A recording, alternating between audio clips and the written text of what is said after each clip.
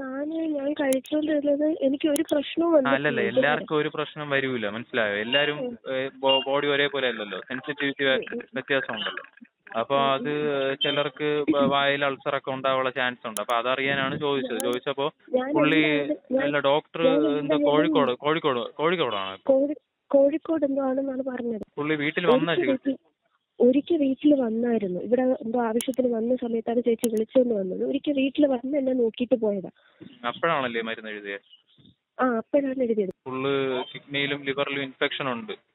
അപ്പൊ അതിനിപ്പോ ഇത് എന്താണെന്ന് അറിയണം. അതിനുവേണ്ടിയാണ് നിങ്ങളടുത്ത് ചോദിച്ചത്. അപ്പൊ പുള്ളിയുടെ നമ്പരോ പ്രിസ്ക്രിപ്ഷനോ കിട്ടുമെങ്കിൽ അതൊന്ന് തന്ന വലിയ ഉപകാരമായിരുന്നു. അല്ലെങ്കിൽ കുപ്പിയുടെ പേര് നിങ്ങൾ കുപ്പി കഴുകി എന്തോ വെച്ചെന്ന് പറഞ്ഞില്ലേ?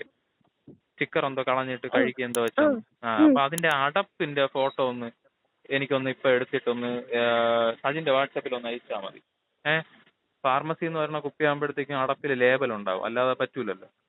ഞാൻ ഇതല്ലേ ആയുർവേദ ഡോക്ടറല്ലേ, എനിക്കറിയാലോ. ഫുൾ ബോട്ടിലല്ല തന്നത്, എനിക്ക് പകുതിയോളം ഒഴിച്ചാണ് തന്നത്. അല്ല, പിന്നെ സ്റ്റിക്കർ ഇളക്കി കളഞ്ഞെന്ന് പറഞ്ഞു. അവിടെ പിന്നെ ലേബലൊന്നും ഇല്ല. ഷജിനൊക്കെ പറഞ്ഞ ദിവസം ഞാൻ ഓടിപ്പോയി അതിനെടുത്ത് നോക്കി.